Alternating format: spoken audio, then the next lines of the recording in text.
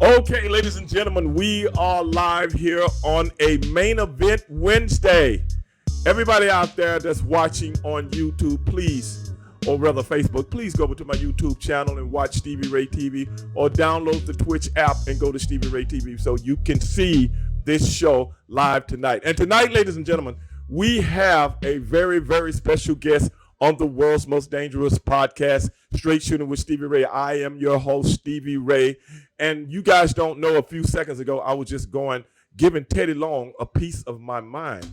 I looked up and Teddy Long was watching on my Facebook channel. You know who else was out there watching? Scott D'Amore, Impact Wrestling, who I'm getting ready to do another face-to-face with in the next couple of weeks. Scott has granted me the luxury to do that because that's what we do in this business. Because champion knows champions and game knows game. For anybody out there that doesn't know what that means, if you was a champion, you would know what that means.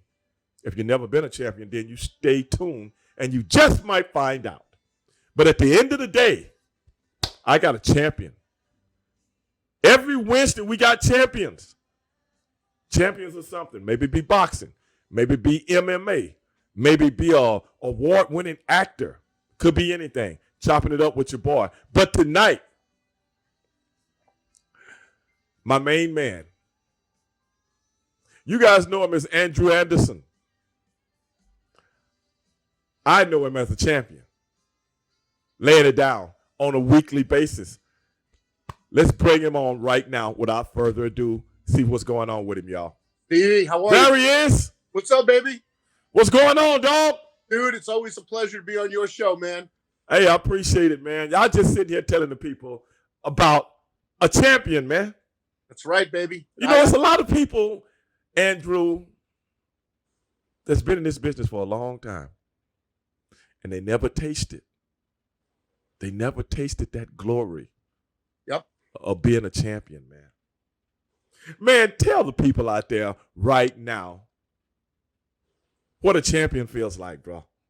What being a champion feels like. One, you're always on the go. Yes. You have behind your back, you have to look forward, you have to look from the sides, and you always got to be ready. You always have to be ready because you know what? To be a champion, you got to look the part, you got to act the part, right? You literally live the part. Yeah. And over the years, I'm not bragging. I've had a lot of belts in a lot of companies. I've had world championships. I had local championships, regional championships, state championships. I go all the way back to high school. I had wrestling state championships. So I heard that. I mean, it's been a fun road. 26 years in this biz. You know, I mean, I broke my ass all over the country, all over the world. Right. And I owe it to guys like you. I owe it to your brother Booker. I owe it to the Nasty Boys. I owe it to Teddy Long. Right now, more than anybody. I hear you. Long. Because Teddy has taken Andrew Anderson and rejuvenated me. And he wait a minute now. He has rebooted? He had rebooted Andrew Anderson. He had lit a fire under my ass. Uh-oh. And not many people could do that. But he said to me, he said, you're getting complacent. You're getting soft. You're getting out of shape. And basically him and the devil, Kevin Sullivan, they lit a fire. Right. And I went and I dropped 47 pounds, got myself in fighting shape. You know, took off all the excess COVID weight, got myself back in shape, looking the part again. You've seen it? You seen the pictures? I seen the pictures, brother. And I'm telling you, the COVID didn't make me gain weight. It made me lose weight. And I gained weight during it. I gained weight. I sat home for nothing. I was walking my dog all over the hills in town, but at the end of the night, I'd come home and have a few beers, have a glass of wine. One glass turned into a bottle. You know? It's, for me, I'm the guy. I'm the guy, and I'm not gonna lie. I'm not gonna blow smoke up your. I'm the guy that one is not enough. No, one is too much, and 10 is not enough. You know what I'm saying? Oh yeah. I know exactly what you're saying. Have a glass of wine. It's too much. You know what I'm saying? I can't do that. I can't just I can't just start, down the road. And COVID sort of enabled me. It was an excuse. It was a working excuse to drink a little more, eat a little more of the that I shouldn't be eating. You know, that's not a champion. That was a bad role model. That was a bad path to follow. And then to all of a sudden to come back and try to get into business. Now the cardio was still there. I could still go. Okay. Yeah. But, I didn't look like a champion. So, hey man, let me ask you this. Yes. Southwest Fury. SWE Fury, Southwest Wrestling Entertainment was the original name of the company. Now it's SWE Fury. Okay. SWE Fury. Yep. For some reason, I was Southwest. I grew up with the Southwest Conference. Yeah. You remember that? It's always going to have that association. Yeah, it's corporately, that's what it stands for. But nationally, it's SWE Fury. Okay. SWE Fury. Yep. Red Dog. Rodney Mack, my brother. My tag team partner for a long time. My dear friend. He's the team champion. Now you're there. Yep. Teddy Long's there. Teddy Long is the general manager. I've seen an array of other top name people working there. Can I go into some of the champions? Go ahead. Women's heavyweight champion, Eva Lise. She just won the belt from Christy James. Okay. The Texas heavyweight champion, the Lone Star champion, that's Ryan Greeness, Ryan Moonshine Mantel. The tag team champions, students of Rodney Mack, the Oh My Gods, the OMGs. Unbelievable. You wouldn't believe they're still in their rookie years. And they are, okay, to win a heavyweight tag team division championship. It's amazing. Then you have Charlie Haas, who's the heavyweight champion. And Charlie, man, I will say this, that dude is a maniac. He has the fire. He is the epitome of a champion. And on the record, Scott D'Amore, just remember this, Charlie Haas has issued a challenge to every wrestling champion, every MMA champion, boxing champion. He doesn't care who it is, where it is. This is unheard of. For the first time in the business, he has challenged every mainstream champion to try to take that belt off his waist. Now, we know that Scott D'Amore is pretty much running things in Impact. Do you think Scott D'Amore would ever have the gall, the gumption, the intestinal fortitude to take that challenge? I don't know. Honestly, I don't know Scott. I really don't know Scott D'Amore. I know him. I know you know him. I know him quite well. You know him when you didn't know him. Yeah, I knew that sucker when I didn't even know him. Threw him over the top rope like Jim Brown when he threw that woman out the second floor window. I threw him over the top rope. Yeah. That's what I did. I didn't know who he was, brother. I'm trying to get a job. That's how I go. But he understood that. That's the wrestling game. But I would love to see something like that, Andrew. Listen, I'd love to be part of that. I'd love to be part of that. I still got a few good years left in me. I hear you, brother. I still got a few good years left in me. And I tell you what, but getting back to Charlie is probably pound for pound the best wrestler. And I don't mean pro wrestler. I mean pro wrestler. I mean collegiate wrestler, amateur wrestler, Greco-Roman freestyle. He is the grappler of grapplers. I'm a contender to his belt. Make no bones about it. If he slips up, I'm going to try to slip in and take that belt from him because I'm a champion. And exactly, Ric Flair said he's the dirtiest player in the game. I'm no clean little. You know what I'm saying? Yeah, well, Ric Flair have always claimed that. But I come see on. Brother do some dirty too. So come on, man. I mean, really. Well, I mean, if I'm wrestling Ric Flair, what am I afraid of? Getting my trunks pulled? Really? You gonna pull my trunk, put your feet on the rope? I mean, really? I mean, come on, bro. But be it as it may, man.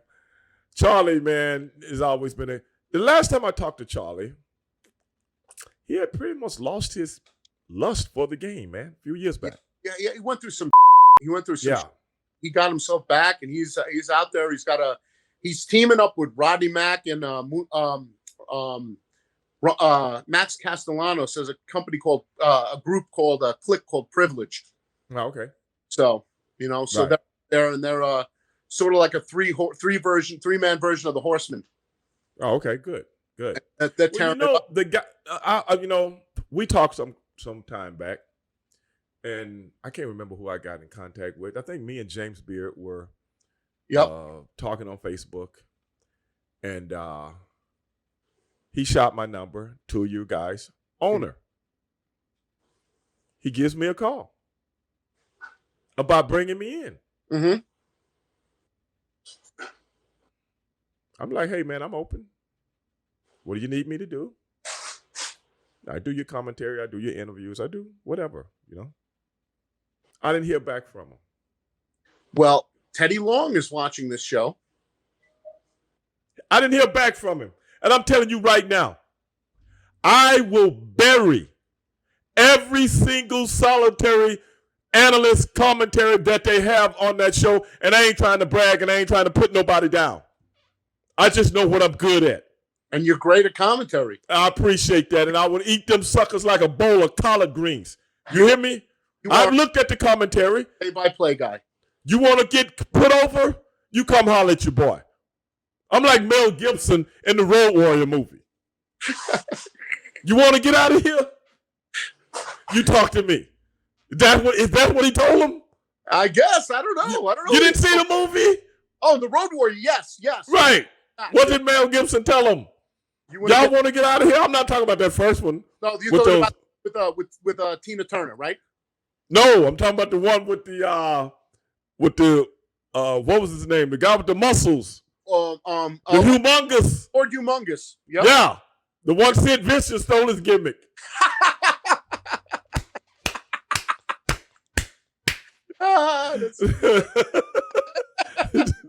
That's right. Sid Vicious stole his gimmick, didn't he? Lord, hey man, how you just straight up jack somebody gimmick from television, man? How you do that? Oh, they do it with Leatherface too. They did it with Leatherface, and they did it with somebody else. They put the mask on down in Memphis. They did that to everybody. I remember when me and my brother was getting ready to we thought we was getting ready to do an angle with the Road Warriors.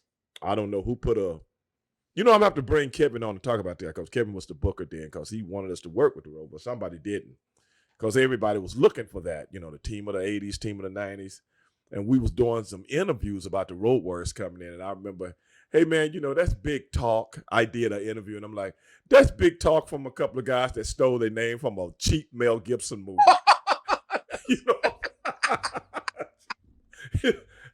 They were like, oh, that's a good one, man, blah, blah, blah. And we had the one match, and we never did anything else with them, man. We were really pissed off about it, man. Match with the LOD?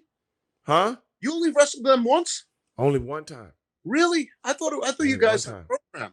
No, we thought we were gonna do the program. They brought it in like we were gonna do it. Yeah. But then when it came down, they end up doing the program with Sting and Lex Luger. Nobody bought it. Wow. Nobody bought it.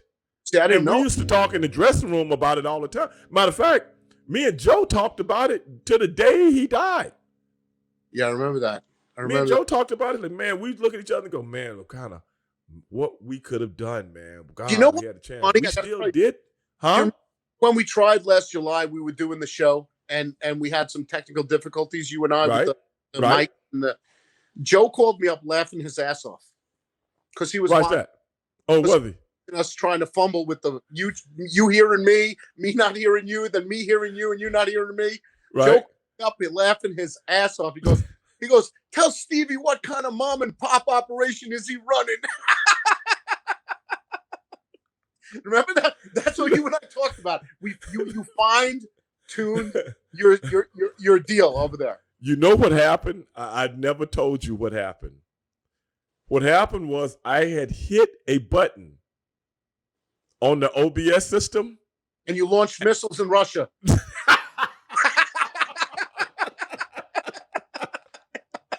I didn't know I had did it. You know what I'm saying? Okay. So once we got off, I was really pissed off and I was really frustrated. The next morning, I came up here And I went through the whole system. And because I wasn't super familiar with everything that was on it, Okay. just the basics. And some kind of way, I don't know how I did it, I went back and finally found what was wrong, changed it, never had that. I was like, damn. That's great. So, You know what I'm saying? you live and learn, right? Yeah. So I wish you had told me that, because I sure would have called him and told him, bro. He had a field day with that. Around that time, last July, I introduced him to Tom to get him onto SW Fury. Because I remember that. Hammer was at SW Fury with them too, and Hammer was fading out, and he had some other shit going on. So I introduced Tom to Joe, and I said, Joe, why don't you call him up? And Joe said, I'd love to work for them. They look great, and you know, Teddy was there, and you know, and it was a perfect fit. Right. You know? It was a perfect fit. I mean, and then, you know, I mean, to the day he died, he always sang the glories of SW Fury because he loved working for the company. Just like Teddy. Teddy came to the company. Teddy came to them. Right. He knew what he could do to help them. He loved it. I remember that.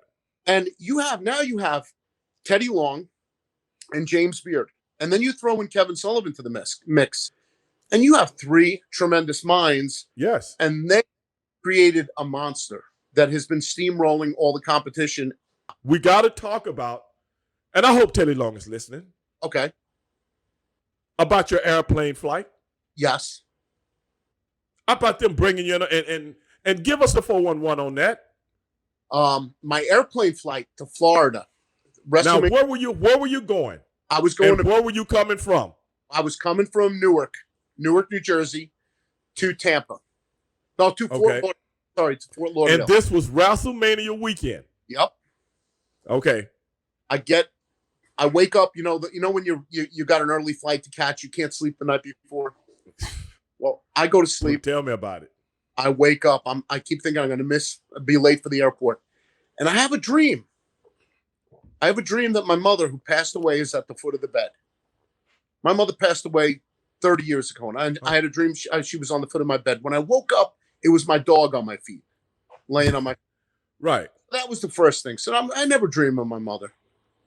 So I get to the airport, I get on the flight, and my friend's wife, who I never talk to, messages me. She goes, Drew, are you okay? I just want to make sure you're okay. And I'm thinking to myself, yeah, I'm okay. What the freak wouldn't I be okay? So now I'm thinking to myself, wait a minute, this is a bad freaking sign. There's bad turbulence. They're saying the flight's already delayed because of weather. I'm thinking this can't be good. So I'm calling my buddy Matt up, one of the guys, Matty Rock, who's running the Cuba tour with me, which will out later, Sonny. I know Sonny, right? Sonny, Cuba, Sonny.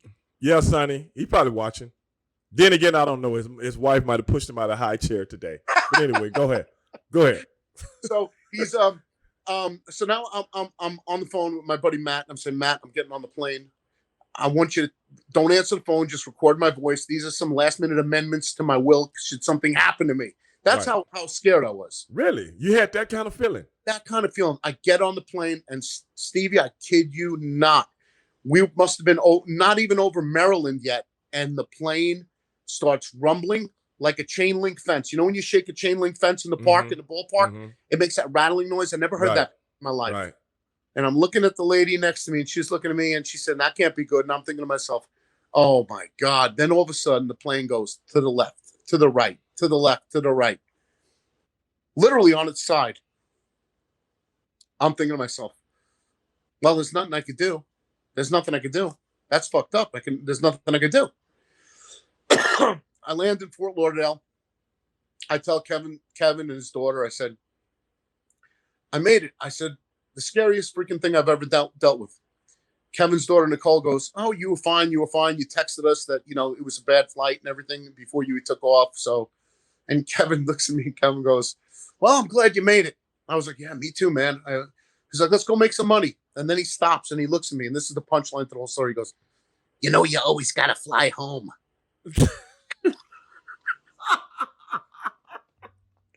So now the whole time I'm thinking, I'm going to die on the way home. smoothest ride I've ever flew back home. But the devil Bro. calls me up. The devil calls me up. I'm at the airport waiting for my flight, and he's at his daughter's, and he texts me, "I'm at a Greek restaurant. I just want to say I'm having a toast on one Uh-oh. for you in your memory." And he says that to me, and he hangs up the phone. Thank God I made it home. You know, some things never change. Some things never change. Always been that way. Oh my.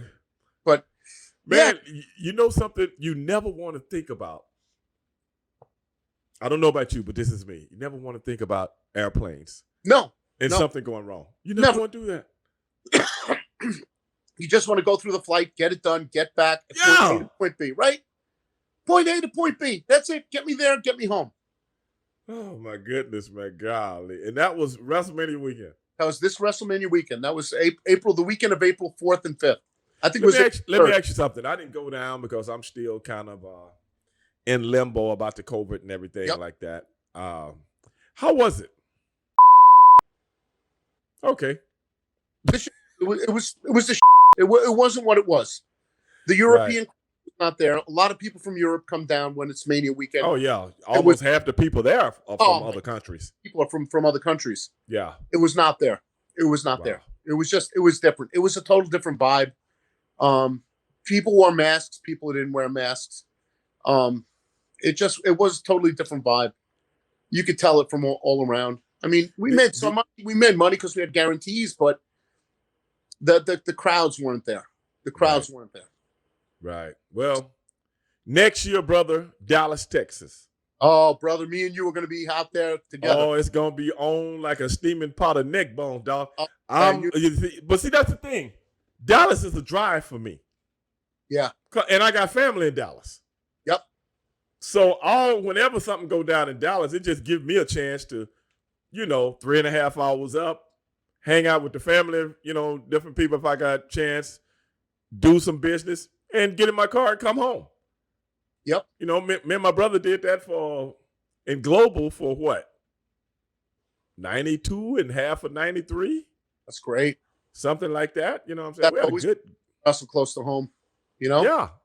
In the sportatorium, in the old sportatorium, man. That's amazing, man. Yeah.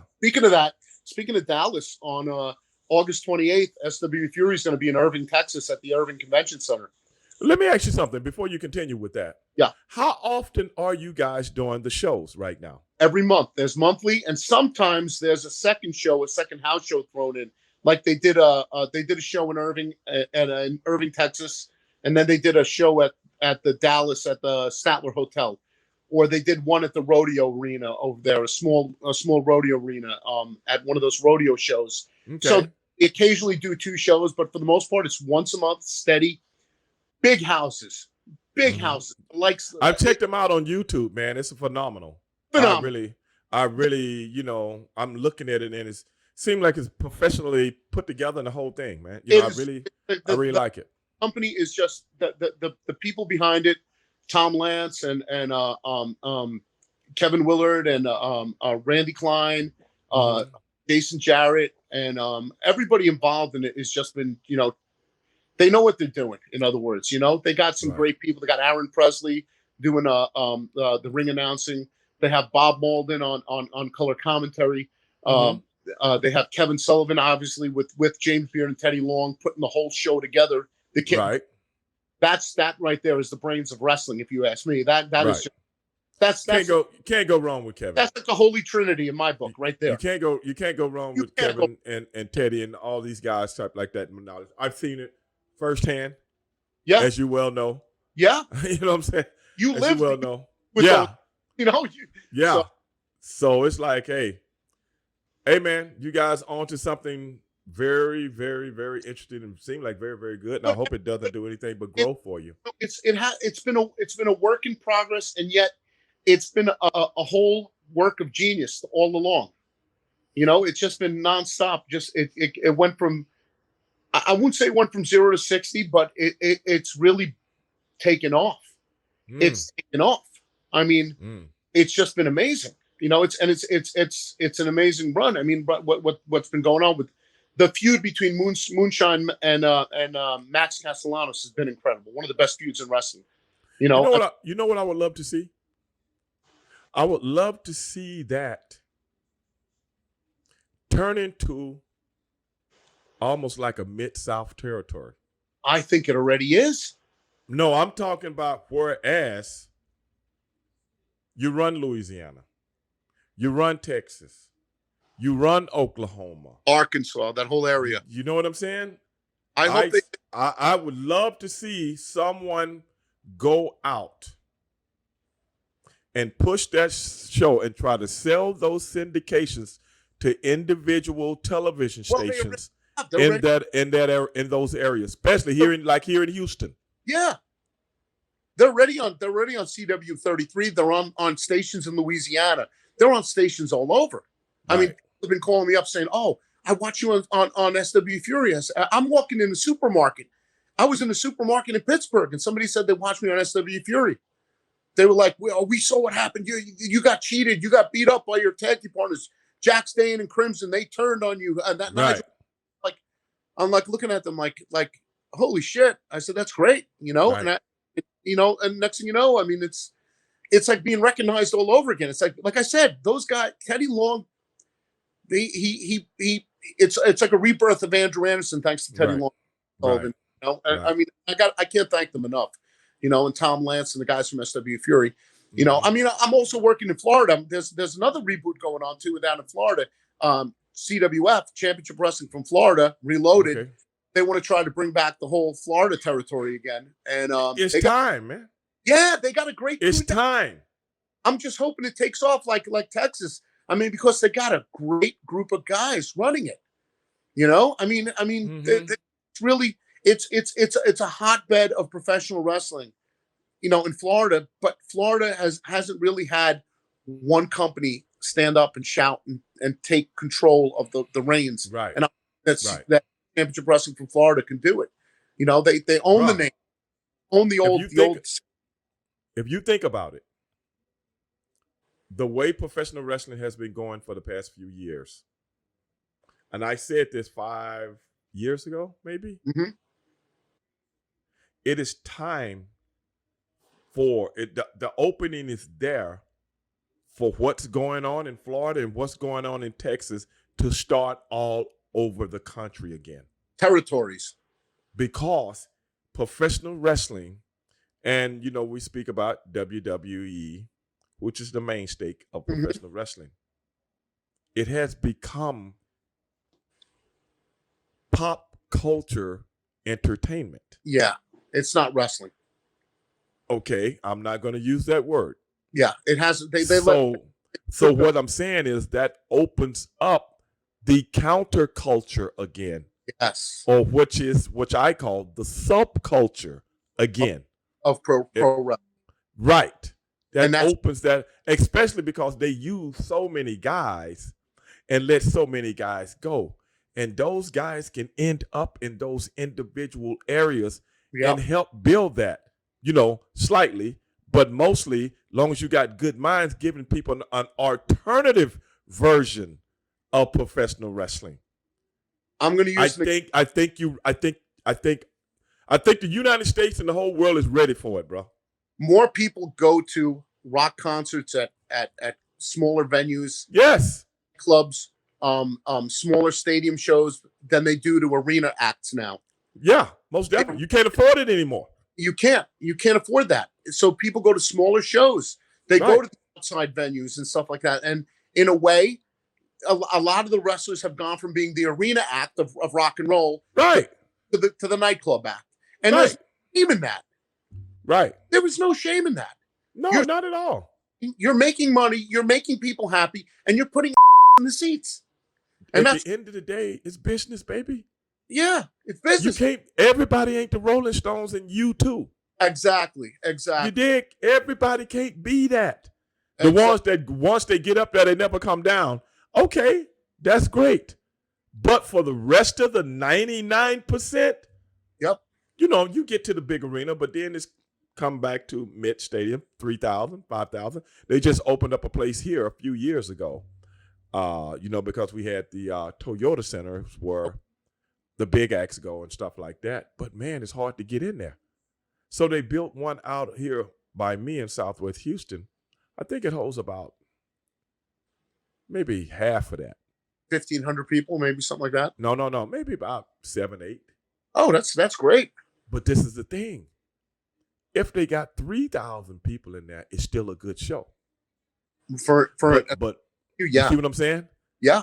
And it ain't got the cost of what the downtown Yep. Toyota Center is because of the traffic, the parking, and all that. This place got its own individual parking, so people don't mind going there from any part of town because it's one big parking lot and one stadium. I think that's the way to go, and I think that SWE Fury is hitting that niche, and they're the ones who are hitting that nail on the head, and they are making it. They're bringing SW Fury is not only bringing back, it's a territory, and yet it's a major company. Right. I look at them as being a major company. I don't look at them as being an indie act. How can everybody get in contact with you, bro? They could just go to follow you. Check me out on swfury.com. Mm-hmm. I go to Andrew the Reinforcer on Instagram. Okay. The Reinforcer Andrew Anderson on Facebook. Drew the Wrestler on Twitter. Okay.